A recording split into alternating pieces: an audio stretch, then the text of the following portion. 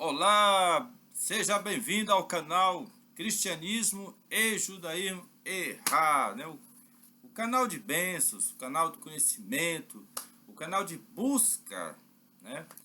O conhecimento de Deus através da palavra dele, a Bíblia Sagrada. Aqui todos estamos para aprender. Ninguém é dono da verdade a não ser Deus, né? Ele revela através da boca dos seus servos, né? Eu estou pronto para aprender e me dedico a isso. Eu sei que você também está aqui para aprender, tá bem? Ah, é bom começar dando like no nosso canal, viu? Só para você não esquecer. A conversa vai ficar tão boa, acaba esquecendo. Dê um likezinho aí. Vamos lá. Ou para cima ou para baixo, não tem problema. Mas qual é o estudo que nós vamos fazer hoje? É a escola bíblica. Hoje será a escola bíblica. O meu cenário aqui, ele está sendo adaptado, mas vai ter um cenário melhor. Porém, o importante é o conteúdo, né? Tá bem? Seja bem-vindo. Você está com a sua revista aí? Hoje são 4 de janeiro de 2025. Se aproxima a primeira edição da nova revista. Eu ainda não tenho a nova revista, botei amanhã. Amanhã, domingo, todas as escolas bíblicas estarão funcionando. Novo tema, novo assunto. Parece que fala sobre heresia. Será muito bom nós aprofundarmos a questão da heresia. O que é heresia, né? Qual é o foco desse tema? Nós vamos aprender. Mas hoje nós vamos continuar o capítulo 10, para pôr em dia a nossa lição aqui no nosso canal. Nosso canal está atrasado, mas Deus sabe todas as coisas. A lição hoje é número 10, né? Olha só, presta atenção para essa imagem. Lição número 10, certo? E o tema é a promessa da proteção divina. Você está vendo aí a imagem, um grande escudo e muitas flechas sendo lançadas sobre o escudo de metal que está aí para proteger, certo? Agora nós vamos fazer uma reflexão sobre esse escudo, né? Uma proteção divina. Como é que nós adquirimos essa proteção divina? Vamos aprender isso. Aí tem um texto áureo. Texto áureo, porque aos seus anjos dará ordem a teu respeito para te guardar em todos os teus caminhos. Salmo 91, 11. Veja que ele está citando o Salmo 91, o Salmo da Torá, não é Torá, é o Salmo do Velho Testamento, o Salmo das palavras hebraicas, o Salmo do povo de Israel, tá certo? Lá o Salmo 91, versículo 11, para quem não lembra, é o Salmo de Moisés. Moisés, ele revelou aqui, porque aos seus anjos dará ordem a teu respeito, para que te guardem em todos os teus caminhos.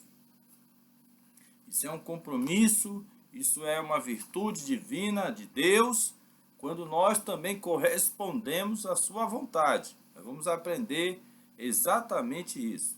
E a verdade prática da revista citada aqui, certo? Verdade prática. Deus promete a sua divina proteção a todos os que são fiéis à sua palavra. Mas você vai notar uma diferença desse escudo do Salmo 91 e uma diferença desse escudo no livro de Efésios. Por sinal, a leitura bíblica em classe, nós vamos atravessar aqui a página,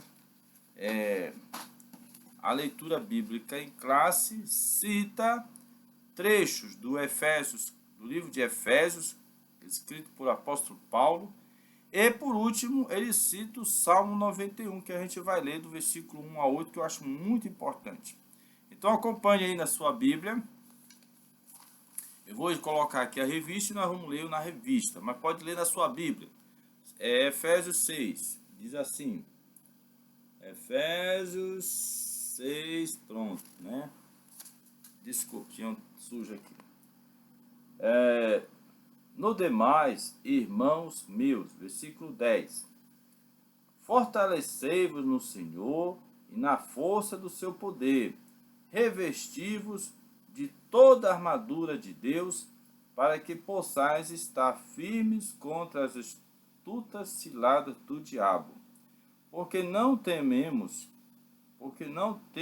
que lutar contra carne e sangue, mas sim contra os principados, contra as potestades, contra os príncipes das trevas deste século, contra as hostes espirituais da maldade nos lugares celestiais. Portanto, tomai toda a armadura de Deus para que possais resistir no dia mau. E havendo feito tudo, ficai firmes, estáis firmes, tendo cingido vossos lombos com a verdade, e vestido a couraça da justiça, e calçado os pés na preparação do evangelho da paz, tomando, sobretudo, o escudo da fé, com a qual podereis apagar todos os dardos inflamados do maligno.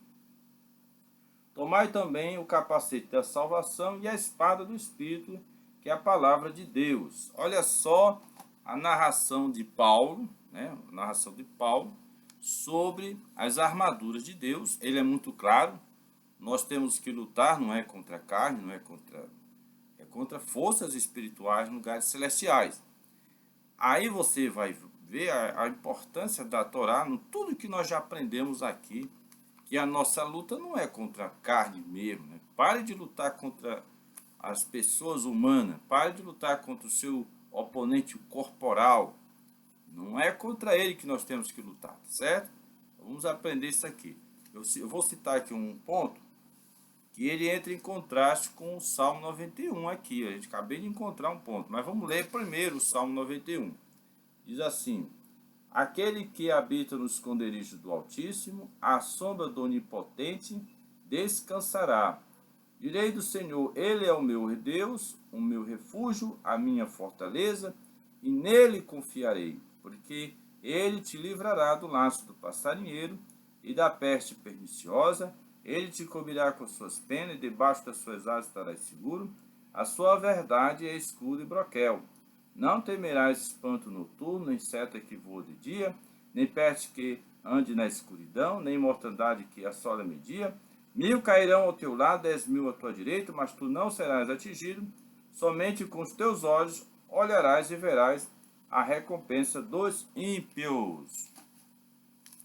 Olha só aqui 2 textos básicos para esse estudo. Irmãos, prestem bem atenção. Nós temos um parecer do apóstolo Paulo na carta de Efésios, muito importante, muito valioso. Eu acho assim, essencial para nós nos despertarmos do perigo e buscar a nossa proteção. Efésios capítulo 6. É um parecer do apóstolo Paulo, umas exortações valiosíssimas. Mas eu quero dizer para você que o Salmo 91, ele tem mais peso, presta atenção. O Salmo 91, ele tem mais peso, mais poder do que o livro de Efésios capítulo 6. Sim, mas não são os dois a palavra de Deus? São. Quer dizer, quem aqui realmente é a palavra de Deus é o Salmo 91. A carta de Paulo é uma carta de Paulo. É uma recomendação de um cristão, de um pastor. Um pastor que quer bem a igreja, que quer bem os servos do Senhor, mas muitas vezes ele está sujeito à interferência humana, até mesmo no que ele escreve. Por exemplo, você veja aqui o que ele diz assim: tomando, sobretudo, o escudo da fé. De versículo 16 de Efésios, capítulo 6. O escudo da fé. Mas se você for pegar o Salmo 91, não existe o escudo da fé. Salmo 91 não existe o escudo da fé. Então, olha o contraste. Ele vai falar um outro escudo, olha só. É já no versículo...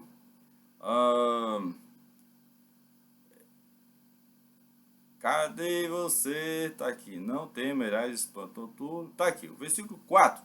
Pega o versículo 4. Olha só como diz. Deus, ele te cobrirá com as suas penas, haverá penas do Eterno, de Deus, e debaixo das suas asas, tá? Estarás seguro. A sua verdade, olha, a sua verdade, a verdade, que é a palavra de Deus, a sua verdade é escudo e broquel, não é a fé. Veja a revelação do Salmo 91, que é de fato a palavra de Deus. Eu digo que essa é a palavra de Deus, dita por Moisés, né? Onde Deus nos fala: o teu escudo é a minha verdade. Então, a verdade de Deus é o verdadeiro escudo. Ai, ai, ai, ai. Parece que vai bater um choque aqui com o cristianismo, né? Mas Paulo não foi com maldade que ele disse essas palavras. Tomai o escudo da fé. Ele está querendo também dizer que a fé é um escudo. E realmente, quem tem fé, que segura na sua fé, ela se sente protegida pela sua fé. Ela lhe guarda, lhe protege. Mas o mais profundo disso aqui não é somente essa minha fé, né? Eu posso estar com a minha fé, mas posso estar com a minha fé errada. Eu posso estar com a minha fé errada. Eu posso estar crendo que eu estou certo e estou errado. Eu tenho a minha fé. Então a minha fé é meio duvidosa. A minha fé, se ela não fosse baseada aqui, ó.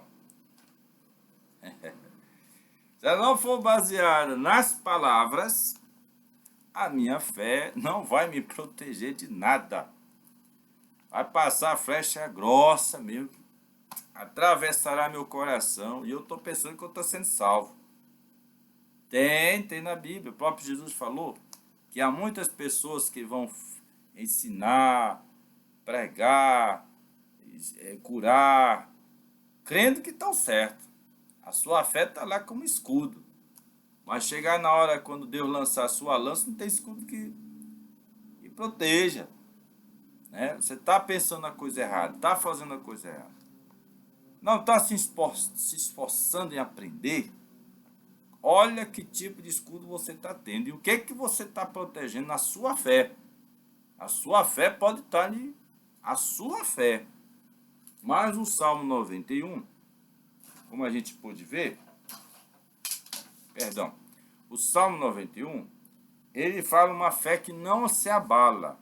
Ou seja, ele fala um escudo que não, nada quebra esse escudo. É a verdade de Deus. E eu tenho batido na tecla sobre esse tema, que a palavra de Deus é a verdade. Então o Salmo 91, nesse caso, ele se sobressai sobre as palavras de Paulo. Não que Paulo falou coisa errada, mas a verdade é a palavra de Deus, o Salmo 91. Preste bem atenção. Mas Paulo, a carta de Efésios não é a palavra de Deus? Mas tem que estar em harmonia com o Velho Testamento. Não pode estar acima do Velho Testamento, tem que estar igual. Não adianta você botar o Velho Testamento lá em cima, porque não vai se sustentar. A palavra de Deus, que está no Velho Testamento, esta é a verdade. E as palavras de Jesus também estão em harmonia com as palavras do Velho Testamento, porque a próprio Jesus diz que a palavra de Deus é a verdade. Tá certo? Então, eu fiz aqui só já 14 minutos desse tema. Nós já lemos aqui. Tá bem? Vamos aprofundar o estudo. Vamos tirar as coisas boas de um lado e do outro, né? Porque nem tudo está perdido nas palavras de Paulo. Paulo não está errado no que diz, no que fala. E está nos exortando para a nossa segurança. Mas o Velho Testamento, o Salmo 91, ele é muito mais forte do que as palavras de Paulo em Efésios. Preste bem atenção. Vamos estudar isso aqui. Vamos aprofundar. Convido você a ler comigo, né, a introdução da nossa revista, né? Voltando aqui para nós. Vamos lá. Introdução.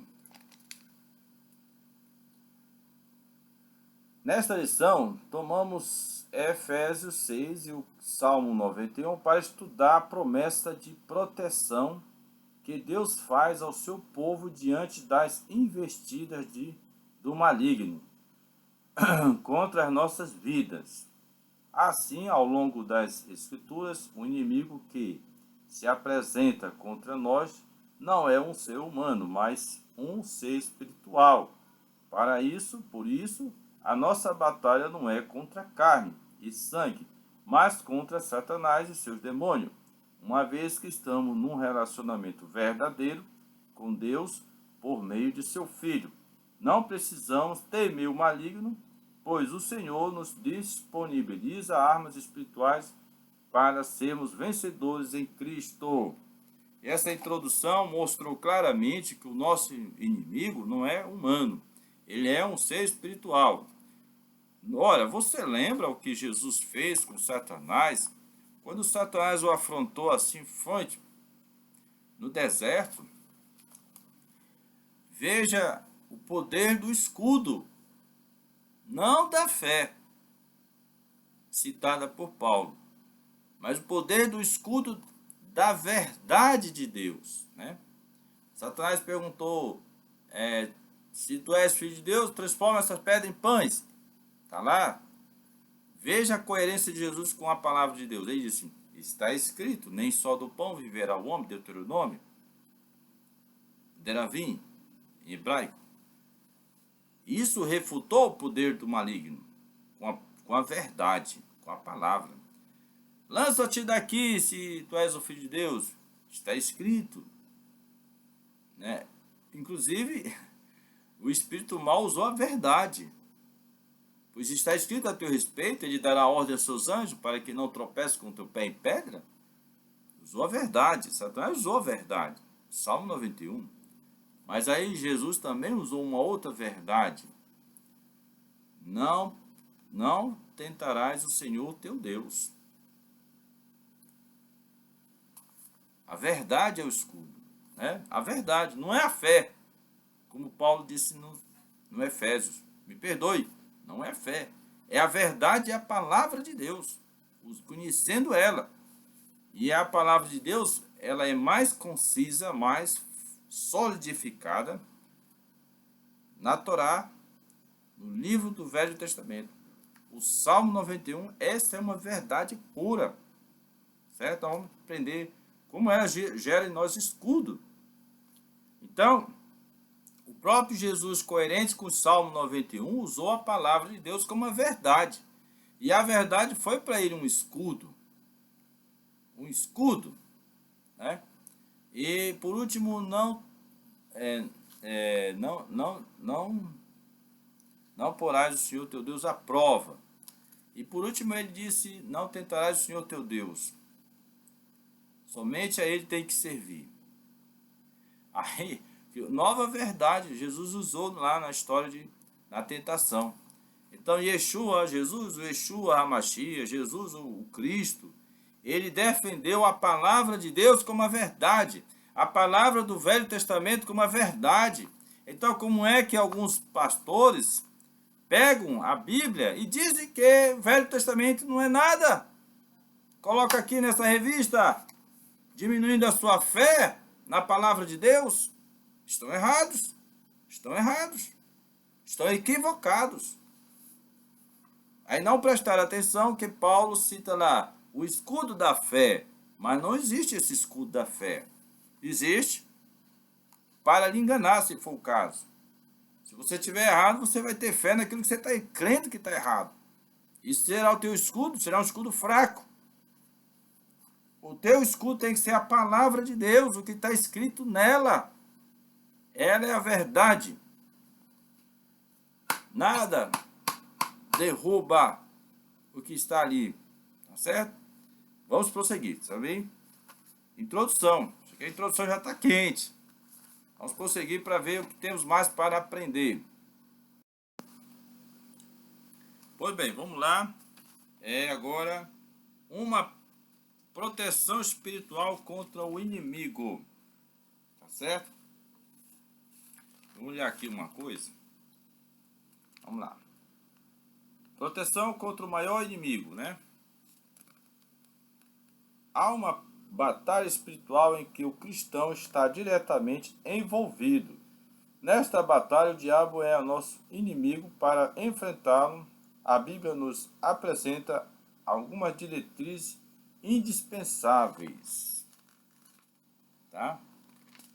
O capítulo 6 da Epístola do Apóstolo Paulo, vamos mudar a página, diz assim: aos Efésios revela alguns ensinamentos muito importantes.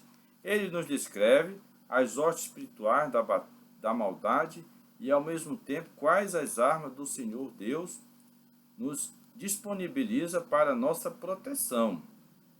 A nossa batalha é espiritual. Ele acaba de citar aqui o texto de Efésios capítulo 6, que nós lemos na leitura em classe, né? Efésios capítulo 6, ele cita o versículo do 10 ao 17, mas aqui nesse parágrafo está sendo considerado do 12 ao 17 as armaduras, né? As armaduras que Paulo ali simbolicamente colocou, entre elas ele colocou o escudo da fé. Mas a gente viu aqui que o Salmo 91 corrige. O verdadeiro escudo não é a fé. O verdadeiro escudo é a sua confiança na verdade, na palavra de Deus. Esse é o escudo, viu? Olha aí, vamos começar a ajustar a nossa cabeça, tá certo? E vamos perdoar Paulo, se é que foi ele que escreveu isso, né? Eu digo assim, se é que foi ele, porque as cartas são de Paulo, mas ao longo dos séculos, não sabemos se houve uma interferência na hora de copiar, se perdeu alguma coisa, se foi acrescentado alguma coisa. A gente tem que ter essa verificação aí. Mas se foi ele mesmo que escreveu, eu acho que ele esqueceu o Salmo 91 nessa parte, tá bem? Vamos prosseguir a nossa leitura no parágrafo 2. Os inimigos espirituais em Efésios. Vamos aqui, os inimigos espirituais em Efésios. Efésios é uma cidade cheia de demônios, diabólica mesmo. Isso mexe com a mente dos cristãos, né? Vamos lá.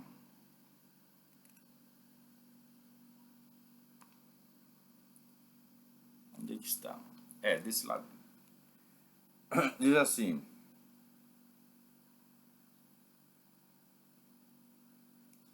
Deus, o nosso refúgio. Acho que eu mudei alguma coisa. A página aqui.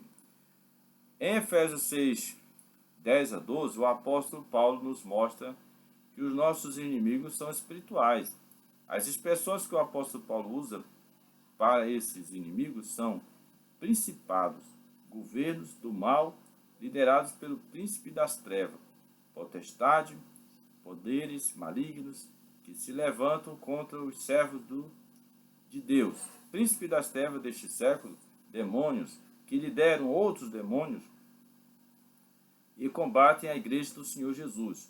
Hostes espirituais da maldade nos lugares celestiais, legiões de demônios preparados para destruir a vida espiritual dos crentes, das igrejas e do ambiente de adoração a Cristo. Satanás e seus demônios desenvolvem estratégia para tentar deter o avanço da igreja de Cristo. Olha, aqui está mostrando que as forças espirituais, que nós chamamos de demônios, principados, potestades, governos espirituais, estão interferindo na mente dos governantes da terra. Isso é verdade. Há governantes que são malignos, têm hábitos e costumes que violam as leis de Deus, né?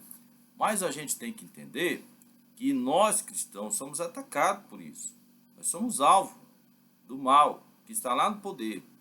Por isso a igreja deve orar porque acima deles está Deus.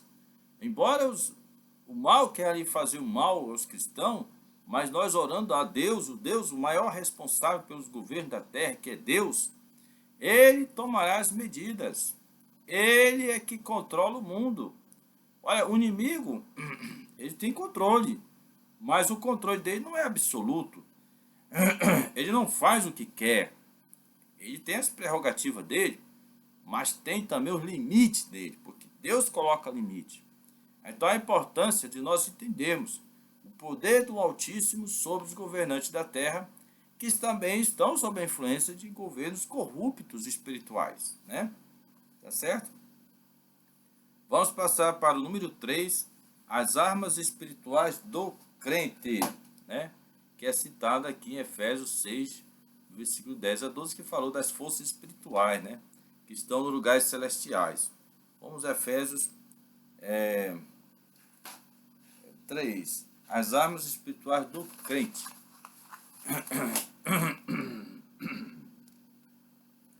Para enfrentar as poderosas hostes espirituais da maldade, temos uma armadura espiritual, providenciada por Deus, descrita em Efésios 6, 14 a 17.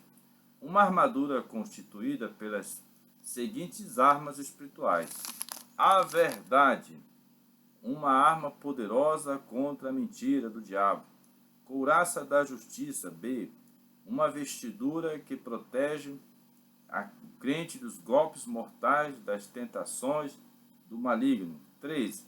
A preparação do evangelho da paz, o evangelho de Cristo, para que o crente vença o diabo como Jesus o venceu.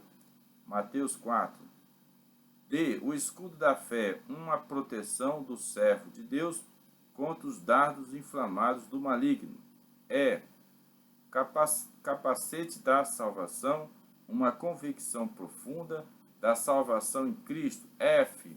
Espada do Espírito, uma poderosa arma de ataque contra os ataques malignos. Essas armas espirituais nos mostram que na batalha em que nos encontramos não podemos lutar com a nossa própria força. Olha, ele cita aqui nessa leitura, no início, que existe uma armadura constituída pelas seguintes armas, né? Mas ele usa outro termo aqui, vamos ver. Temos uma armadura espiritual providenciada por Deus. Será que temos mesmo essa armadura providenciada por Deus? É bom que entender que eu acredito que Paulo conhecia os soldados romanos e observava sua vestimenta. Ele entendeu que também dentro da nossa vida como servo de Deus, existem coisas espirituais que funcionam como proteção para nós, nos protege. É como se nós nos vestíssemos de uma armadura.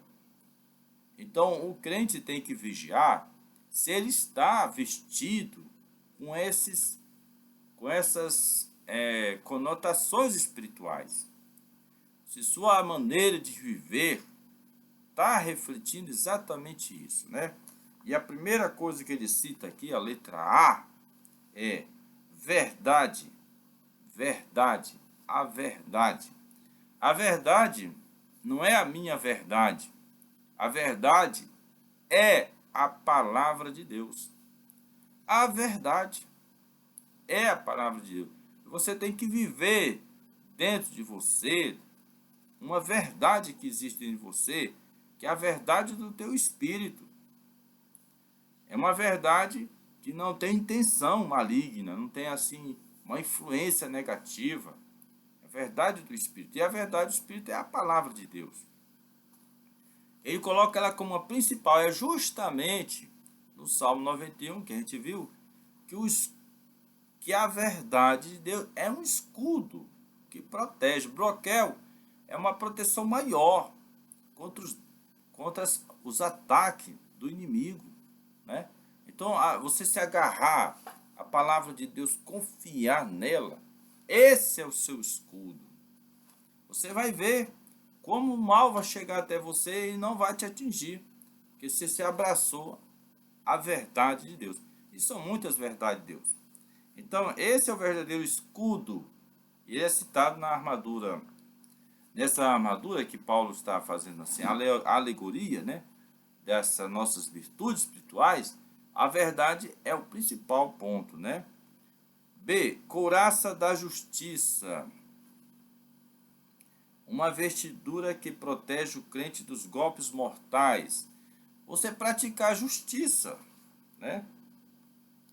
Não sei se vai praticar a justiça. Você tem que praticar a justiça. Você tem que ser justo com sua família, justo com o seu próximo, justo com as pessoas, justo com todos que estão em tua volta, justo na igreja. Pratique a justiça, tá bem? Você é um juiz e pratica a sua justiça, fazendo bem às pessoas, tá certo? Não tente também condená-las e julgá-las, não. Tente ser bom com as pessoas. Isso lhe protege, viu? Cuidado com o seu julgamento. Nós temos que tomar cuidado com o nosso julgamento, porque podemos ainda vacilar, né? Sermos juízes, condenar até um inocente, que ainda tem uma chance, né? Aí B, C, preparação do evangelho da paz. Isso aqui é uma outra coisa que Paulo entendeu, que também nos protege. É nós divulgarmos o evangelho, falarmos do Senhor Jesus, ensinar as pessoas. Essa ordem de divulgar o evangelho não existe no mundo dos judeus. Os judeus nunca foram incentivados a divulgar a Torá para o mundo. Não, eles sempre colocaram-se para si próprios. Porque muitas vezes, quando eles divulgam, eles se tornam vítimas das pessoas que ficam sabendo sobre sua vida espiritual. E são atacados, né? Foram vítimas. Isso fez com que os judeus ficassem mais reclusos, para não ensinar o mínimo possível do que eles sabem da Torá para as pessoas, né? Então eles não têm essa ordenança de divulgar o que sabem da Torá. Mas os cristãos que seguem a Jesus, e eu vou colocar aqui Paulo, um judeu convertido, ele entendeu e obedeceu a ordem do Senhor Jesus de divulgar a mensagem, o evangelho de Jesus, divulgar a Torá, divulgar as leis de Deus. Então ele contribuiu. Muitos cristãos de origem judaica contribuíram para a disseminação da palavra de Deus. Hoje o mundo ocidental, ele é totalmente convertido e até se fala em 10 mandamentos, a história de Moisés, a história de Abraão. Quem ensinou isso não foi os judeus, foi os cristãos que ouviram a voz do Senhor Jesus e fizeram isso, e divulgaram. Então, os judeus hoje são respeitados pelos cristãos, são reconhecidos como importantes, graças aos cristãos que tiveram essa obediência máxima das palavras do Senhor Jesus, que ordenou: ide em toda a terra, anunciar o evangelho a toda criatura, a todo mundo. Todos tinham que aprender as leis de Deus. E hoje todo mundo sabe os 10 mandamentos, né, na visão cristã, mas sabe, a Bíblia se tornou o Velho Testamento, foi traduzido para o Ocidente e divulgou-se no mundo. Não foi porque os judeus quiseram fazer, foi porque os cristãos, obedecendo a ordem do Senhor Jesus, fizeram. Então o papel dos cristãos hoje em divulgar a palavra de Deus é muito grande, está acima do trabalho dos judeus. E Paulo diz que isso também é uma proteção. Você é protegido por pregar o evangelho, certo? E muitos morreram pela sua fé, tá certo? Então essa é a C, né? E a D, Mateus 4, de 1 a 10. Mateus 4, de 1 a 10. Pois bem, aqui Mateus 4, de 1 a 10, fala justamente sobre a tentação de Jesus. Eu vou ler aqui. Então foi conduzido Jesus pelo Espírito ao deserto para ser tentado pelo diabo. Isso aqui é uma narração de Mateus sobre Jesus logo após ele ser batizado, né? O Espírito do Senhor, o Espírito do Eterno, Adonai, né, levou ele para o deserto. Para aí que na narração diz que para ser tentado pelo diabo, o anjo maligno, o anjo do mal. E tendo jejuado 40 dias, coincidentemente parecido com a questão do apóstolo de Moisés, e 40 noites, depois teve fome. Aí ele teve fome. Então ele conseguiu uma façanha maravilhosa, né, numa busca espiritual. E chegando-se a ele o tentador, disse: Se tu és filho de Deus, olha bem a palavra que ele disse, manda que estas pedras se tornem pães. Né? Ele, porém, respondeu e disse: Está escrito, nem só do pão viverá o homem, mas de todas as palavras que saem da boca de Deus. Ele está citando aqui B, ele está citando um texto de Deuteronômio, certo? Mas veja bem, o tentador ficou com ele e disse: Tu és filho de Deus, se tu és um Elohim, Bene Elohim, transforma essas pedras em pães. Porque Satanás, o diabo, ele sabe que um grande ser espiritual tem controle também, né, sobre a matéria. Porém, Jesus não negou o que poderia fazer, mas disse que, segundo a palavra de Deus, nem só do pão viverá o homem, mas de cada palavra que sai da boca de Deus. E Jesus está dizendo que a palavra que sai da boca de Deus é capaz de nos alimentarmos. Então veja só a narração, né, da história. Então o diabo o transportou a uma cidade santa, ele fez essa mudança e o colocou sobre o pináculo do templo e disse-lhe: Se tu és filho de Deus, lança-te daqui abaixo, porque está escrito: Aos seus anjos dará ordem a teu respeito e tomar-te-ão nas mãos para que nunca tropece em pedra alguma. Ele citou o Salmo 91. Porque ele viu que Jesus respondeu com a verdade, então ele também colocou uma verdade, mas sugeriu ele fazer uma ação miraculosa. Ele estava querendo que Jesus trouxesse para fora o seu ego, né? Olha, eu vou te mostrar que eu sou filho de Deus, eu vou me jogar. Aí se joga. Ele queria essa apresentação de Jesus, né?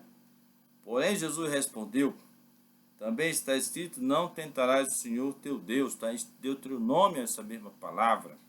Isso nos ensina muito, né? Nós não precisamos fazer sinais para provar quem somos. Olha, no caso de Moisés, ele fez sinais. Mas aqui, Jesus ia fazer um sinal para quem? Para o diabo. Para provar o diabo. Só que o diabo sabe quem ele era. Então Jesus não precisava provar para o diabo quem ele era. Né? No caso de Moisés, ele foi até o povo e Deus deu a ele autoridade. Você vai fazer sinais. Aí fez aquele sinal da vara virar serpente, da vara voltar a ver vara, né? A serpente virar vara de novo. Fez o sinal da mão dele se colocar dentro da roupa, transformar-se em uma doença. E depois fez ele voltar com a mão para o mesmo local e voltar a ficar bom. E isso seriam sinais, não é mágica, truque.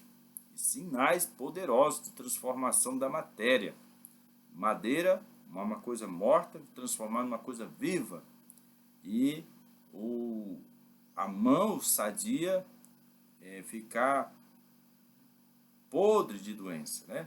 E depois ela refazer de novo. Então isso aqui são sinais autorizados por Deus para que Moisés fizesse. No caso de Jesus, ele não foi autorizado por Deus Pai para mostrar para aquela criatura quem ele era. E também essa questão de se jogar do pináculo para mostrar para as pessoas, olha eu voando aqui, olha eu voando aqui. Deus não deu essa autorizou Jesus fazer isso, né? Nós não devemos fazer o que Deus não nos autoriza, tá certo? Não queira se mostrar, somente se Deus lhe ordenar. Mas o diabo vir colocar na sua cabeça que você tem que fazer sinais, portentos, isso não cabe. Nós não somos escravos do diabo para obedecer a ele, somos escravos de Deus. Então Jesus ele estava muito bem, preste bem atenção, que Jesus estava muito bem, eu voltei a ler o restante, preparado para enfrentar o diabo. E o escudo do Senhor Jesus aqui é a verdade. O Salmo 91 estava no Senhor Jesus. Vamos aqui. No entanto, o transportou o diabo a um monte muito alto e mostrou-lhe todos os reinos do mundo e a glória deles, e disse: tudo isso te darei se te prostrar e me adorares. Então disse-lhe Jesus: vai-te, Satanás, pois está escrito: ao Senhor teu Deus adorarás, somente a ele servirás. Aí o diabo saiu. Foi então que apareceu os anjos para servir a Jesus. E nessa última prova aqui, você vai ver que ele realmente está por trás de todos os reinos do mundo, governando. Mas foi dado a ele o controle sobre os governos do mundo, porém não absoluto, viu? Há um limite, né? Ele também tem que se sujeitar à autoridade do divino, do eterno, né? Nem tudo ele pode fazer, não tem liberdade para fazer tudo que quer, não. Amém?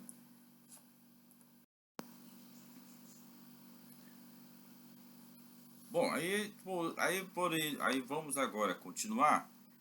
Diz assim, aí ele cita o escudo da fé, né? Paulo faz essa referência, o escudo da fé. Eu vou dizer para os irmãos, né, que talvez por Paulo falar muito com pessoas que não conheciam a Torá tão bem, né, eram mais gentis, né, das nações, precisavam entender as coisas de Deus, ele usou esse termo escudo da fé, né, mas a fé é na verdade, a fé é na palavra de Deus. Esse é o escudo da fé. A fé é baseada na palavra de Deus. Esse é o escudo da fé. Porém, não é bem aquele escudo que é o mais importante, que é Salmo 91. A tua palavra é a verdade. É escudo e broquel. A tua verdade é escudo e broquel. A tua verdade, não é a minha verdade. Verdade de Deus é o escudo e broquel. E capacete da salvação. O capacete, ele fala o capacete da salvação. Você bota o capacete, aí você tem a salvação, né? A salvação que nós vimos é a vida eterna. A vida eterna, nós temos que ter consciência que nós a temos, tá certo? Nós a temos a vida eterna. O corpo não tem vida eterna, mas o nosso espírito, ele tem a vida eterna. A nossa alma tem também a vida eterna. E o nosso coração, que a alma depende do coração,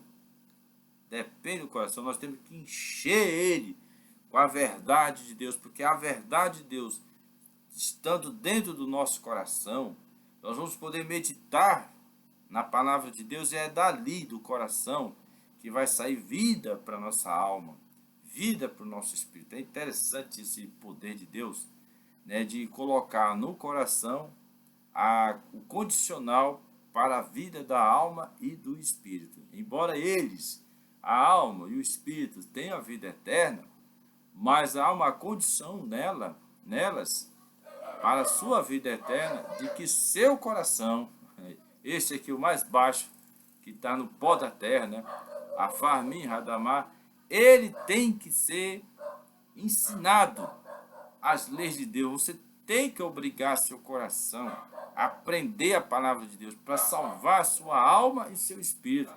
Porque, infelizmente, vamos dizer assim, felizmente, Deus colocou, né, a vida a salvação da nossa alma, do nosso espírito, nas mãos do coração.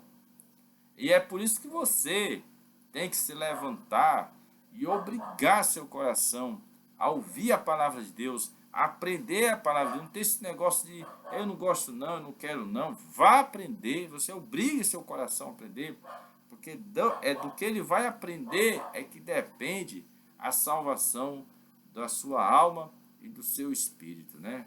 Então lá dependendo do seu coração. É fantástico isso aqui, né? E sabemos nós que o coração vai morrer. Junto com o pó da terra, o coração vai desfazer. Mas a alma vai ficar viva.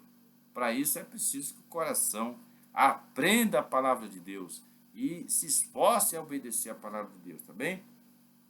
Aí ele cita aqui 1 Timóteo 2,4, né? A espada do Espírito. 1 Timóteo 2,4. 1 Timóteo 2,4 diz assim: que quer que todos os homens se salvem e venham ao conhecimento da verdade. Quer dizer, porque isso é bom e agradável diante de Deus, nosso Salvador, que quer que todos os homens se salvem e venham ao conhecimento da verdade, né? Então essa é a vontade de Deus, que todos tenham conhecimento da verdade, porque o conhecimento da verdade, ele tem que entrar no teu coração, tá? Tem que entrar no teu coração. Não é só saber, não é só saber o que é certo e o que é errado. Não, não é só saber, isso não é o suficiente para lhe proteger. É saber e meditar, né? Ao ponto de viver segundo o conhecimento, né? Até tuas intenções serão melhor. Aí sim vai atingir a alma, né? Vai atingir a alma vai acender a luz da alma, né?